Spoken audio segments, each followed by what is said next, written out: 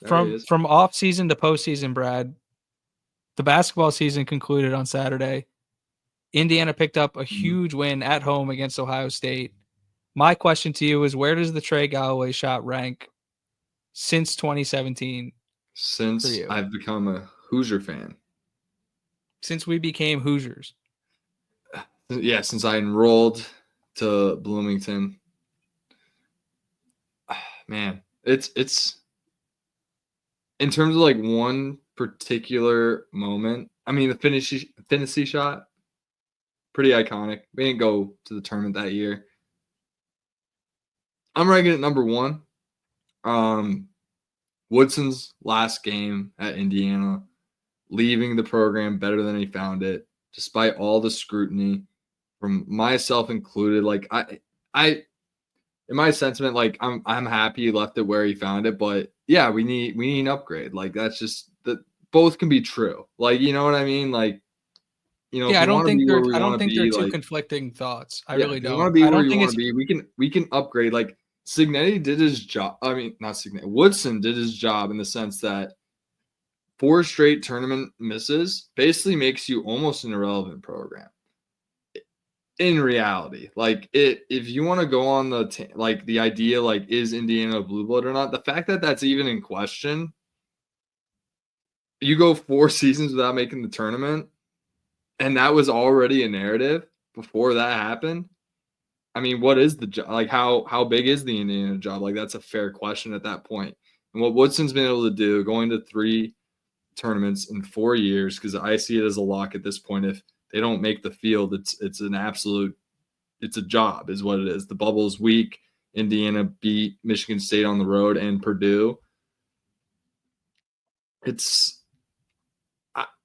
it's he's left it better than he found it. He did his job, and now it's time to get that upgrade because now it's an upgrade job, and we can get a guy that's not coaching a mid major, and we can get our pick of the litter because we have the NIL. We are Indiana University. We are a blue blood, and we're a job that people want. As simple as that, and that's why I think it's the best moment because everything Trey did was solidify that. And on another note, like I was so right about Trey Galloway when he came in as a freshman. I was saying he's going to be so special. He's going to leave Indiana as a legend, and I was right. And I was right. I'm going to brag about it on live television, live YouTube.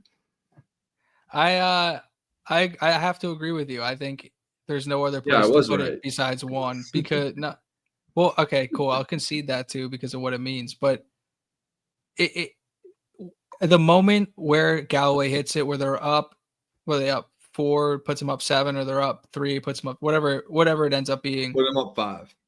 The the most frustrating, or one of the more frustrating parts about watching this Indiana team over the last couple of years, or really since JSN left, uh, was that like there really is nobody who could create their own shot or go get a shot when they needed it, and that's what's been so also frustrating watching a lot of these other teams during like conference tournaments and things like that. Is like it just feels like everybody has a guy who can off the bounce take a sidestep and hit a three, and that's just like not something we've seen. So for Trey to off the dribble from 35 feet, just pull up in that moment when they needed it, when you have essentially Mike Woodson's Indiana legacy hanging in the balance, like that's a massive shot. The repercussions of that shot going in versus not going in, it's like that literally is it's going to alter the way Mike Woodson's viewed in Indiana because now it's instead of 2 out of 4 tournaments, wheels fell off at the end, went out and like in hatred. It's like no, this team's got a chance to fight,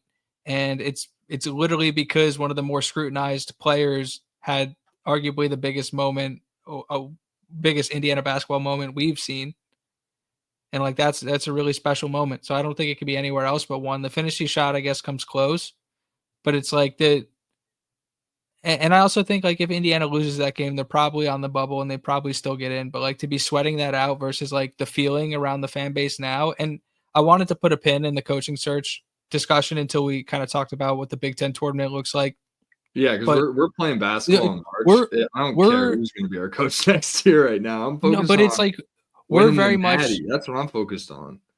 we're very much at that like crossroads as a program, like almost like the meme where you're staring, like half is the haunted house and the other half is like the bright sunny way to go. And Mhm. it's like all of these like little butterfly lands on a leaf moments can affect what the short term and ultimately long term future of this program end up being. And any time you can stack positive moments, especially like this, especially in a time where you have a lot of people in the media and around the program talking about how Bloomington is an undesirable place to coach and how nobody wants this job. And then you see what the place looks like when you can put out a team Yeah. like that and produce in that way. Is like you have 17,000 people screaming their head off, blowing the roof off a building. It's like you can't tell me that a coach is going to look at that and be like, I can't work with that. That's insane. If you're running away from that type of environment for a fan base that's starved for a leader and just looking for somebody to point in a direction and say run, like we have to be watching two different things. Like you're not the guy, Yeah. because that was some inspiring shit. Yeah, I obviously want a guy that comes here. Like, if we have to just outbid you to come to Indiana, like, I don't know if that's necessarily a guy I want. I want a guy that's basically almost willing to take like just like a $1 million raise to come to Indiana. Like, if we can find someone like that that's already at a Power Five conference, I mean, that's just a home run hire. I honestly, like, sure, if we have to pay him a ton, like, I'm fine with it. But yeah, at the end of the day, I want a guy that wants to be here to come to Bloomington and coach the basketball team is what I want. So, not saying that that wasn't Woodson, by the way. That was not like I know that's what a lot of people were saying about Mike Woodson. That was never the case, by the way. Former alum. I don't know what anyone was thinking, telling me that Woodson didn't care and he was lazy. And yeah, he sucked at recruiting. I don't think that was like the thing for lack of trying. I think he was like just really, really bad at it. And I don't think that's any fault of his own. Like that's part of the reason why we need an upgrade. Like two freshmen in the last two recruiting cycles, like right, like that's unacceptable. So So that's yeah, the biggest issue. It's the yeah, he had encore to go. performance was the nail in the coffin, but at the Yeah, end of the day, it's impossible. And I'm actually in the middle of writing about this exact thing. This article is going to come out tomorrow yeah, or the next day. But like you just can't build a sustainable program if you are refreshing 10 guys every single year. It's impossible. yeah. So we're gonna be starting from scratch. I don't know if we're gonna be good at all next year, to be honest. So that's why I'm just kind of locked in on this year. Like we're gonna be in the tournament. I don't know if we're going next year. I know we're going this year, so it's time to lock in for the Big Ten tournament. Maybe make a run there. You know, just I'm not betting against this team. This team could do tons of talent. Like everyone's kind of found their roles. Like everyone knows what they are now. You know, Mbako's not the 5-star McDonald. He's a role guy. Like he's not like run everything around the guys that are playing defense at all times. Like I've said, Rice, Goody, Leal, Galloway, and then a big guy, Renew or Ballo. That's going to be the core like closing lineup for this team moving forward. And you know, we just get Mbako locked in on his intensity on defense, and maybe Carlisle starts heating up. Like this team is sky's the limit. Is what I'm going to Well, say. Just because there's they're as enough talent talented. there to make a run. They're as talented as anybody in the nation. Like that's They're a team you don't want to the see. most frustrating part about the rosters. Like preseason top 16 team, like they can athletically play with anybody. Do I think So they're the they're not exactly a fun matchup. But no, they're like when they come up against well-coached teams that have an equal or better talent level than them, it shows. I think that's why they're 4-13 in quad one chances. Like but they play hard and they recently have they're been in fun quad to one. watch. Recently they've been good against quad one, so they're starting to really just figure it out and really reach their potential, which I don't think was ever as high as a preseason, which 16 ranks. So they're a preseason top 4 seed. Like never, I don't think they were ever that. I think they were more so like talent wise, like between 5 and 8 seed line. If we're being honest with ourselves and just looking at Well, how that's Mbako what plays on 6 months of defense basketball and tells you. yeah, a lot of guys that just aren't two-way guys where, you know, if you want to be a top 4 seed, like you got to have a lot of two-way guys that play offense and defense. And Indiana really doesn't necessarily have that, but they're starting to really focus and find their roles and play really loosely. Like you mentioned how we don't have that guy that can create shots. Woodson announces the retirement. All of a sudden, the offense is so fluid and they're playing so loose. Like Galloway's in step backs. Like Rice, it feels like the only guy missing out from the party is Carlisle, who's knocked down a couple. recently, you know, like just keep seeing him go in here and there, and you never know what's going to happen with him. Like, I'm not going to lose my faith with Kanan Carlisle. I'm just I'll tell not. you one thing, he I'm is not afraid refusing to to shoot do the it. ball. Huh?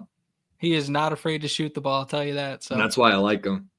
That's why I like him so much, because I know he has that confidence. He just needs to see him go in. I know where he's at. It's a frustrating feeling. He's gonna get there. And if he does, this team could be so dangerous. I'm telling you. Like if Carlisle, we have a random tournament game like second round, and Carlisle just drops 35 for us. We just knock off the 4 seed. Like that's a guy that dropped 30 on Arizona as a true freshman. Like you can't tell me he's not capable of those things.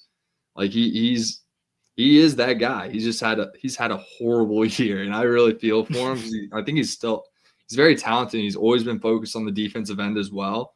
When he's been in, he's just been so inefficient. It's been very frustrating for him, but he's definitely earned a spot in that 8-man rotation going into the tournament. And yeah, just keep on chugging, guys.